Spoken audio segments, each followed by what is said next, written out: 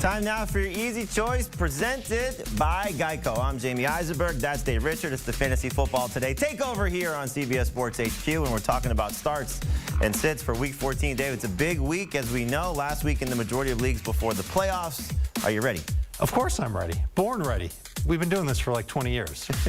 We were ready like in March. Okay, well, you know your team was in March, but now you know what your team looks like and who you should start and who you should sit. And the start of the week for this week for a lot of fantasy managers looking for a quarterback, as we know they are. Justin Fields, put him in your lineup and expect a big day, especially using his legs. He likes playing the Detroit Lions. He likes running on the Detroit Lions. Had over 100 yards rushing against them in Week 11 when they first met. 23.1 fantasy points in that game. And he's run for over 100 yards in each of his last 3 games against the Lions when he's averaging 28.3 points per game against Detroit. We know this Lions defense is good, but Fields doesn't care. He'll do some things with his arm as well. And we've seen 3 of the last 4 quarterbacks against Detroit go over 23 fantasy points. So he's got top 10 upside here.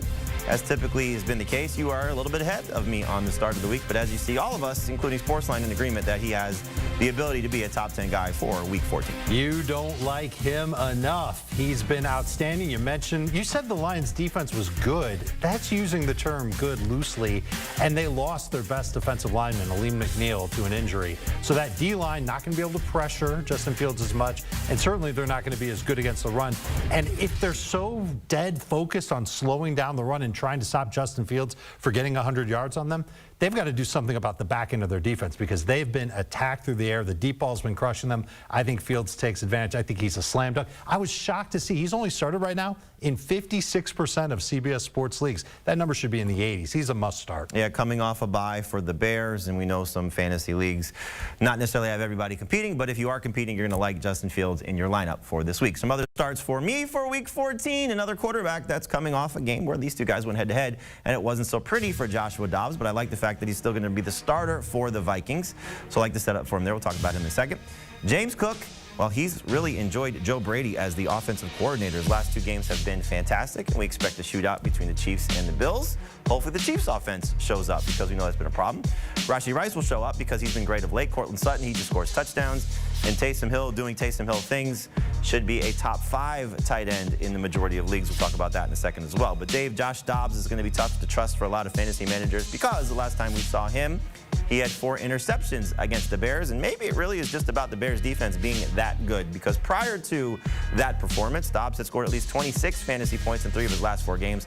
4 games in a row with at least 18 points, and 18 points should put him in the top 12 range for this week. But the Raiders defense, we know, stingy, but the last 2 quarterbacks against them, 22 fantasy points or more. And I think Dobbs bounces back with the return of Justin Jefferson. I think that's a huge factor. The other thing is that he did have 4 interceptions in the game last time he played.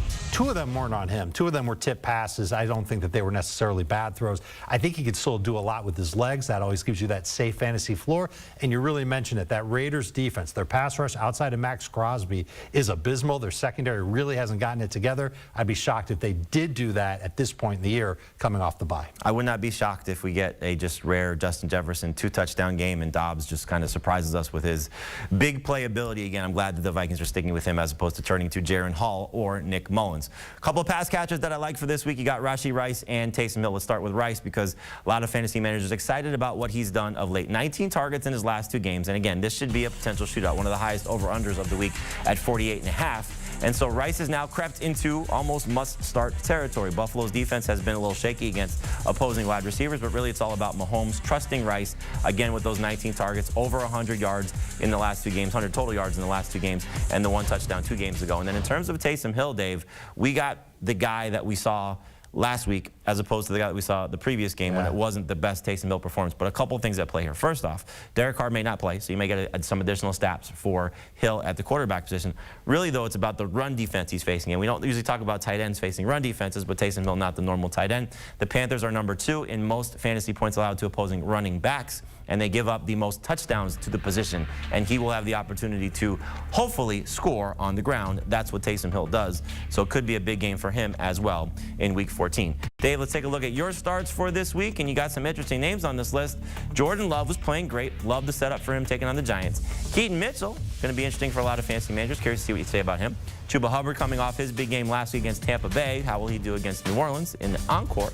Brandon Cooks and Jake Ferguson, two Cowboys taking on a very bad Eagles defense. But let's start with Keaton Mitchell because 9 carries in his last game. Not exactly dominating touches in comparison to Gus Edwards. And this is a tough matchup. You think he's going to have a big day against the Rams? I think he gets set free a little bit. We saw in that last game, he led them in carries with 9. That's not a lot of carries. Obviously only had 11 touches in the game, but he still led their Ravens run game in carries, in yards, and in snaps played as well. He dominated there, almost a 50% snap share. I think that number goes up. I think the Ravens realize that they're a lot more explosive with him on the field compared to Gus Edwards. And yeah, that Rams defense is pretty good, but they're going to be playing in the rain. The weather forecast for Baltimore and a lot of places this week, and this is bad news for week 14 of the fantasy season, a lot of bad weather coming, a lot of rain, a lot of wind in the forecast in Baltimore. That means a lot of running. And while I don't think that Keaton Mitchell's going to be working at the goal line, he could be working everywhere else. I love his upside. I don't want to leave that on the bench. Okay, for me, he's more of a flex just because I don't think he's going to get those goal line opportunities and not a lot of work in the passing game. And it was really just one game that we saw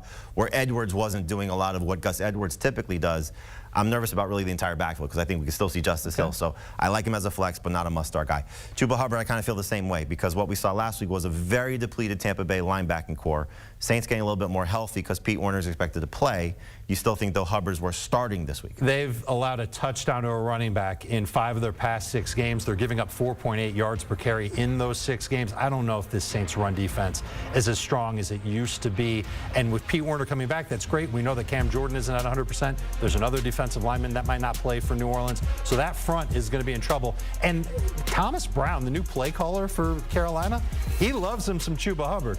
At least 17 touches in 3 out of 4 games with Brown calling the plays, including last week. And Chuba has 20 PPR points in each of his last 2 games. It's crazy. So the matchup last week, a huge factor that helped Chuba Hubbard. The touchdowns helped too. I think he gets a lot of work. I like him this week as a low-end number 2 running back. Okay, yeah, we're probably differ on a few spots in the rankings. I think he's more of a flex just because, again, if he does not score, no catches last week, so no work in the passing game. But we know he can do that.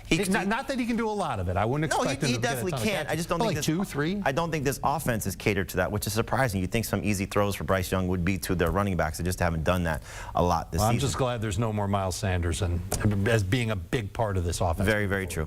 This guy, though, has been very good of late. Brandon Cooks, and a great matchup against Philadelphia. I want pieces of this game. It's going to be a high-scoring game between the Cowboys and the Eagles, and we know that this Philadelphia pass defense has been terrible. Multiple touchdowns to wide receivers in 4 of their past 5 games. Cooks has a touchdown. Listen to this, Jamie. Each of his past 2 games, 3 of his past 4, and 5 of his past 7. He's almost like Cortland Sutton, just not quite.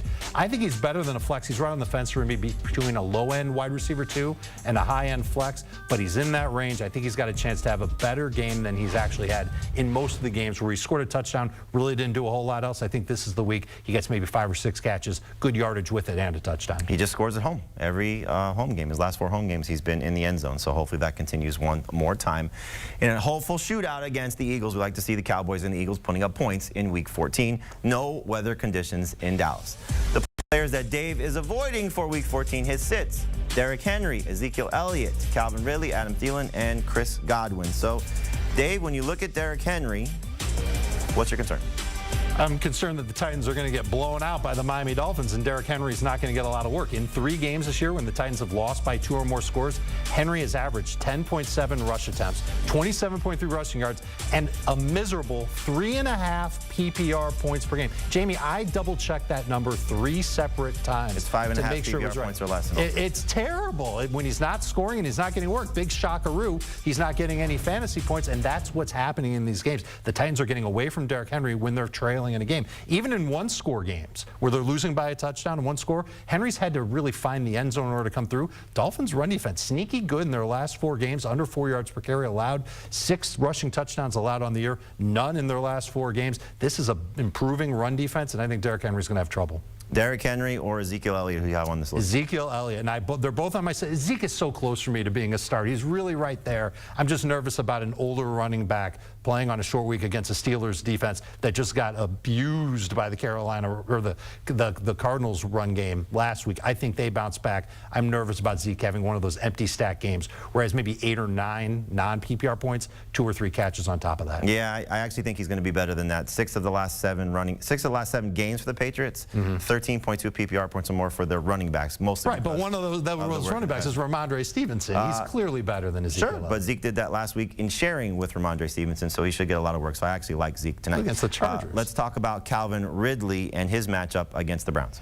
He's already a nerve-wracking wide receiver when Trevor Lawrence is on the field. Now there's a chance that Trevor Lawrence does not play, and he's taking on a Browns defense. I know last week they were absolutely whipped by the Rams passing offense. I think they bounce back at home, and we've seen it so many times this year. When Calvin Ridley has physical play against him by the defense, he's pressed at the line, jostled in his route, he's not as good. He can't separate that way anymore with pure speed. He's got to be able to use his route running, his quick agility to get away. I think he's a flex play this week, but C.J. Beathard is a massive step down in target quality for him. And without Christian Kirk there, it's going to make it real easy for the Browns to focus on him in obvious passing situations. And one other big factor you didn't mention, Denzel Ward is expected to play coming back from the shoulder injury. That is big, and guess what else? Weather's going to be a factor in Cleveland. Yeah, it could be bad for the entire Jaguars passing game as well. We'll talk about Evan Ingram in a second. Chris Godwin is even worth rostering at this point. I don't think so. He's been tough to trust. Last week he scored a touchdown. It was on a run. When does he do that? And he still didn't even get you 10 PPR points. Enough of Chris Godwin. First time since 2021, I believe it is, that he did not have a catch in the game. 3 targets, no catches. So ridiculous. Ended a pretty long streak there. He's better than this.